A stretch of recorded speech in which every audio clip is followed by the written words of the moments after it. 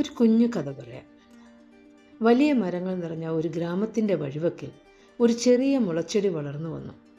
കാറ്റ് വീശുമ്പോൾ അത് വിറയ്ക്കും, മഴ പെയ്താൽ താഴേക്ക് കുനിയും. വഴിയാത്രക്കാർ പലപ്പോഴും അതിനെ ചവിട്ടി മെതിക്കും. പക്ഷേ ആ മുളച്ചെടി ഒടിഞ്ഞില്ല. ദിവസങ്ങൾ കഴിഞ്ഞപ്പോൾ മഴയും കാറ്റും സഹിച്ച് അതൊരു വലിയ മുളയായി മാറി. വളയുന്നുവെങ്കിലും ഒടിയാത്ത ഒരു മുള. ഒരു വ്യക്തിയും ഒരു ദിവസം കൊണ്ട് ശക്തനായതല്ല.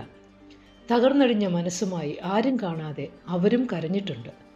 1000 തവണ സ്വന്തം കഴിവുകളിൽ സംശയിച്ചിട്ടുണ്ട്.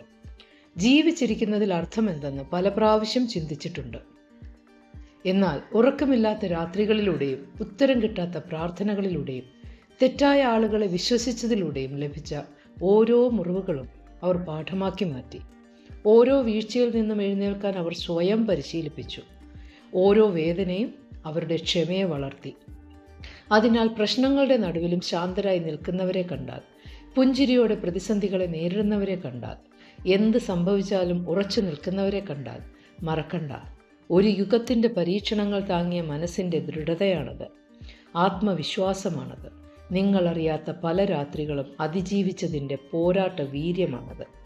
ഇന്ന് നിങ്ങൾ പ്രതിസന്ധികളിലൂടെ കടന്നു പോവുകയാണെങ്കിൽ, നിലനിൽപ്പിനായി പോരാടുകയാണെങ്കിൽ, സ്വന്തം കഴിവിൽ സംശയിക്കുകയാണെങ്കിൽ, നിസ്സംശയം പറയാം, നിങ്ങളൊരു വഴിത്തിരിവിൻ്റെ പാതയിലാണ്.